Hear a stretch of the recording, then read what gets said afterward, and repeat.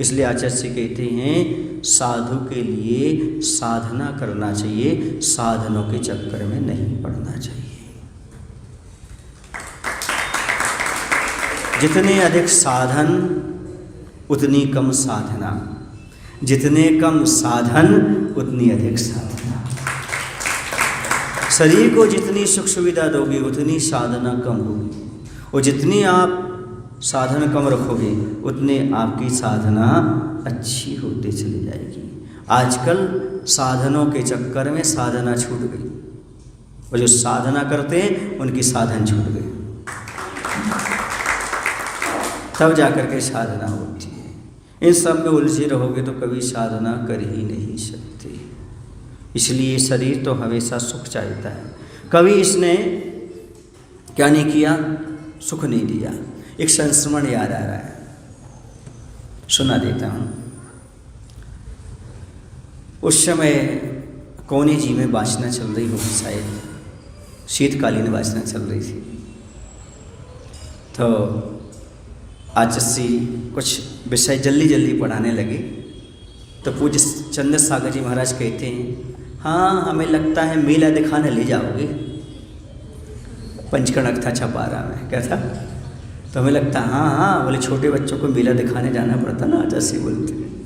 विषय जल्दी जल्दी चल रहा था, तो अब आचार्य तो बताते नहीं कहाँ जा रहे कहाँ नहीं जा रहे, लेकिन वो विषय जल्दी जल्दी पढ़ने लगे। इसका लग रहा था कि हो सकता है वो पंचकर्णक में वहाँ पर आर्यिका दृढ़मती जी थी, तो लगता है कि वहाँ डेट पहुँच चुकी थी, तो आचार्य पहुँचेंगे या किसी महाराज को भेजेंगे, पर ऐसा लग रहा था आचार्य ही जाएंगे।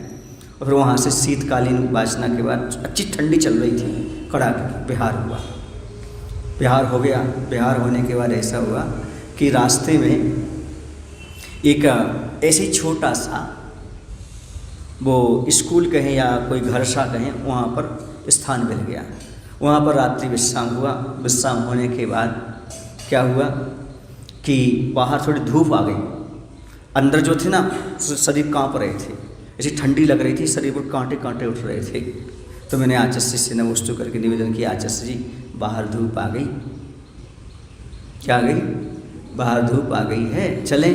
बोली नहीं, अपन को छाँव में रहना चाहिए। आगम की छाँव में, प्रभु की छाँव में। तो मैंने कहा नहीं आचार्य, वो शरीर में कांटे उठ रहे ना। क्या उठ रहे शरीर में? कांटे उठ रहे। तो आचार्य कहते सुनो कुंथु, इस शरीर से हमेशा कांटे उठे हैं, फूल कब खिले? इस शरीर से हमेशा, आचार्य भगवान क्या कहना चाहते हैं, इस शरीर ने हमेशा दुख दिया है, इसमें कभी सुख के फूल नहीं खिले। पराधीन स्वप्न सुख नहीं। वहाँ जाकर के बैठ गए, कहाँ? धूप में। धूप खिसक गई। आचार्य कहते ये है संसार का सुख, पराधीन है, इसको खोजो मत, स्वाधीन सुख को खोजने का प्रयास करो। इस शरीर से कभी फूल नहीं खिलते, कांटे कांटे खिलते हैं। कितना बड़ा उपदेश था जीवन का, कितना बड़ा उपदेश, कितनी बड़ी गाथा है, कितनी बड़ी गाथा है। शरीर से कभी फूल नहीं खिले, हमेशा कांटे खिले। कहाँ तक इससे तुम सुख चाहोगे? मिल ही नहीं सकता आपको, क्योंकि इसमें जब भी खिले खुले हैं तो उठे हैं तो कांटे, कभी फूल खिले ही नहीं। इस शरीर से कभी सुख नहीं मिला, हमेशा दुख मिला है। इस शरीर को सुखाओ ताकि तपस्या करो, सर्दी गर्दी समय सहन करो, ताकि अब फूल खिल सकें। केवल ज्ञान रूपी फूल आकर के उत्पन्न हो सके।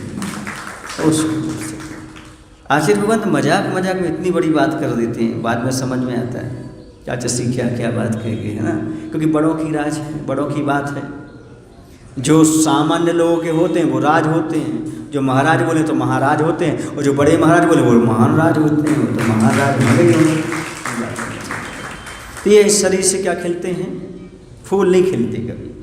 क्या मिलते हैं? कांटे मिलते हैं। अर्थात दुख शरीर ने हमेशा दिया है, देता रहा है। एक बार आचार्य ने ये भी कहा था कि शरीर का बदला कौन ले? शरीर से बदला कौन ले? शरीर ने हमेशा दुख दिया है, हमेशा परेशान किया है। मनुष्य पर्याय में शरीर से बदला ले लो। तुम क्या बदला ले लो? इसे सुखाओ, तपस्या करो, यही शरीर से सबसे बड़ा बदला लेना है। सुखाओ। तूने बार बार परेशान किया ना, अब तो मैं तुझे परेशान करता हूँ, देखता हूँ। ये काया हमेशा दुख देती है।